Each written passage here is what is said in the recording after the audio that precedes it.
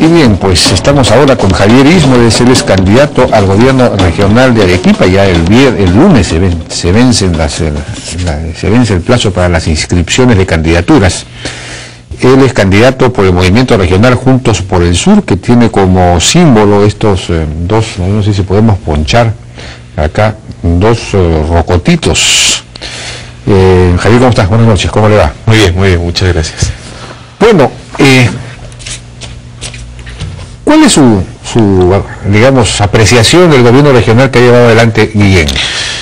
Bueno, en primer lugar, creo que Arequipa en estos últimos 4 años ha sido una región que ha tenido una oportunidad perdida, ¿no?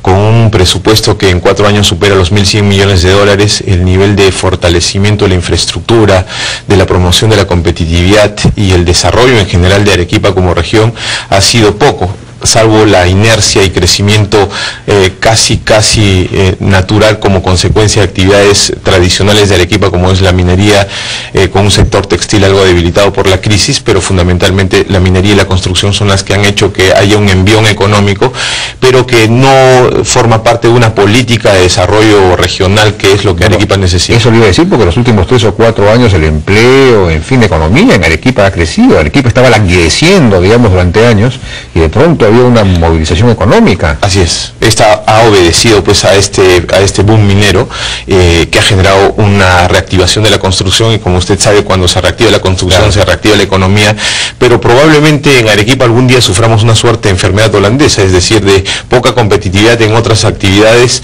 que son naturales de la región y que pueden emerger como actividades que reemplacen a la minería. La minería es buena como generadora de ingresos, pero no como generadora de desarrollo a nuestro criterio, y entendemos que este aprovechamiento del canon minero en infraestructura, en competitividad, en fortalecimiento de las capacidades productivas y el emprendimiento son para Arequipa un futuro diferente. ¿Que no se ha aprovechado el canon minero?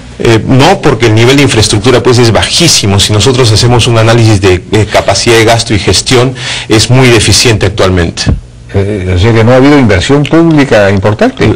¿Cuál ha sido la política de inversiones en este momento? Es utilizar el canon minero para trasladárselo a los alcaldes para que gasten sin ningún tipo de sustento y sin ningún tipo de control.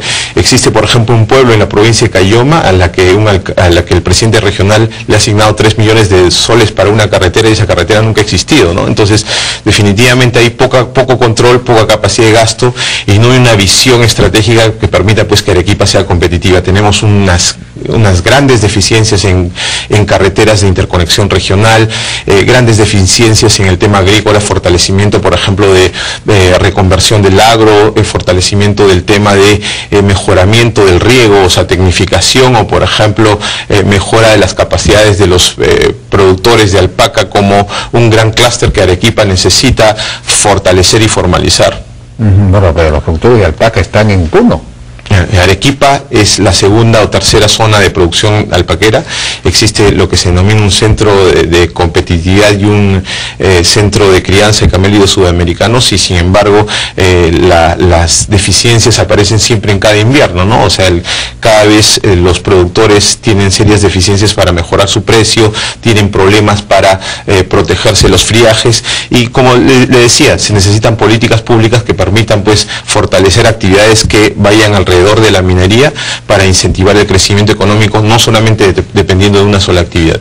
¿Alrededor de la minería, como cuáles, por ejemplo? Bueno, tenemos pues el tema de la agroindustria, que es un tema bastante importante. Últimamente se ha hablado muchísimo del proyecto Majes 2, pero el proyecto Majes 2 ha sido politizado durante muchos años, y se ha definido la inversión, se ha definido el aporte del gobierno central, pero no se ha definido, por ejemplo, el modelo de negocio, o sea, el modelo de gestión, que puede ser lo más peligroso si es que no tomamos claridad con respecto a cómo se va a gestionar Majes, porque lo que puede suceder es que sea tan ineficiente como Majes 1.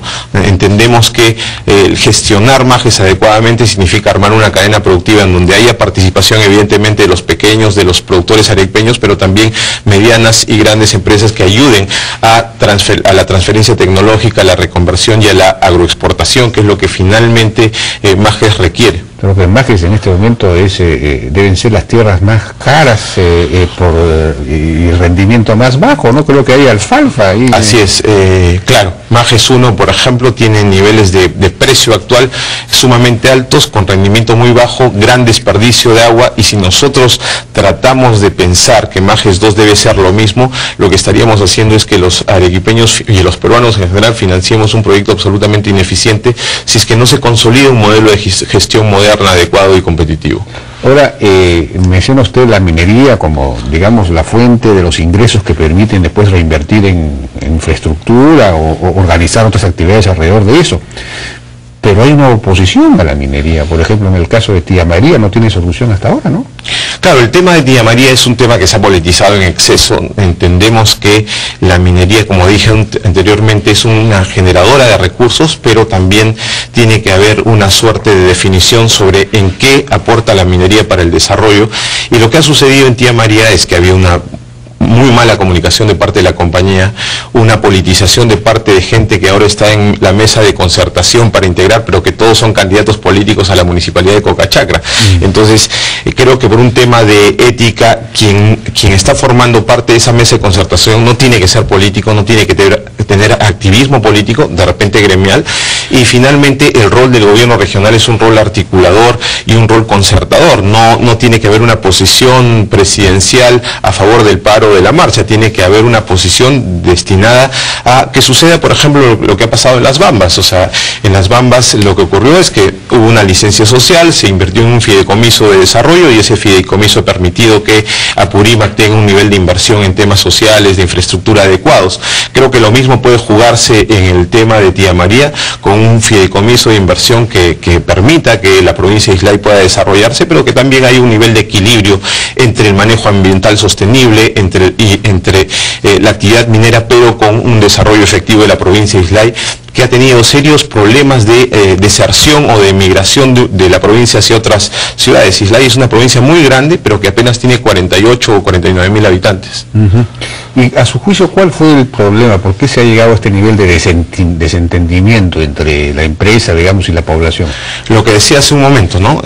Dirigentes que han manejado el tema políticamente, porque este es un tema que puede llegar a un acuerdo saludable en el futuro, pero sin tocar el elemento político en estos momentos, ¿no? Estamos previos a una campaña electoral y, como reitero, muchos de estos dirigentes son candidatos por distintos partidos y hay un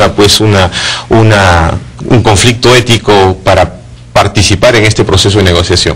Ahora, usted tiene, veo, planteamientos interesantes, modernos, por ejemplo, fomento de asociaciones público-privadas para cerrar la infraestructura de desarrollo, en fin, promoción de la inversión privada, fortalecimiento de la micro y pequeña empresa, etcétera. Pero en Arequipa, de alguna manera, ha sido un foco de activismo contra la inversión privada, ¿no es cierto? Por ejemplo, el famoso arequipazo fue una cosa terrible, ¿no? Fue un trauma nacional prácticamente, la manera como se reaccionó contra la posibilidad de entregar en concesión EGASA.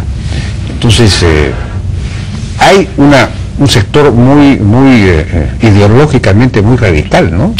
Creo que efectivamente hubo un error grave de parte del gobierno central para administrar el tema de la concesión o la posible concesión de las empresas eléctricas del sur, y eso hay que reconocerlo, pero tampoco hubo una alternativa intermedia que pueda satisfacer los intereses de Arequipa y los intereses del país.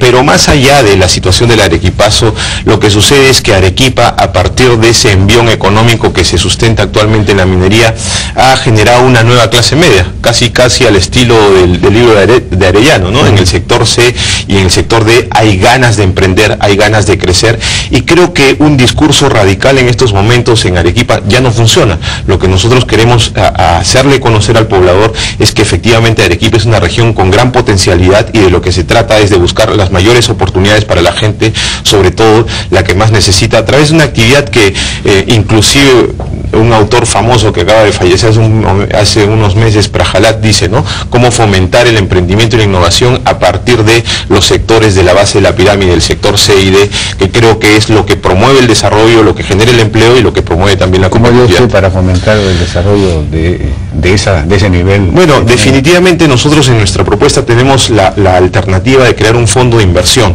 para generar lo que se llaman fondos de garantía. El acceso al crédito y a la formalidad de la micro y pequeña empresa es muy complicado en el sur porque definitivamente la falta de predictibilidad económica del empresario informal hace que los costos de transacción, que los costos de acceso al crédito sean muy altos. Por lo tanto, el facilitar al estilo mexicano o chileno, por ejemplo, la creación de estos fondos de garantía permite en primer lugar el acceso al crédito y por el otro el acceso también a la renovación de maquinaria, tecnificación, generación de tecnología, etcétera, para generar pues actividades económicas que permitan la mejora del ingreso, porque cuando mejora el ingreso, mejora el empleo, definitivamente pues ya no necesita el poblador de programas sociales populistas o que en todo caso sustenten al político tradicional. Muy bien, señor Ismodes, muchas gracias por su participación. Dicho sea de paso, ¿no hay encuestas? ¿En qué lugar estará usted? Bueno, existen encuestas diversas en Arequipa, lamentablemente muchas carecen de seriedad. Nosotros estamos en una posición bastante expectante y estamos mostrando pues una propuesta diferente que busca la competitividad regional y sobre todo la búsqueda de oportunidades para los arequipeños. Bien, señor Javier Ismodes, gracias por su participación.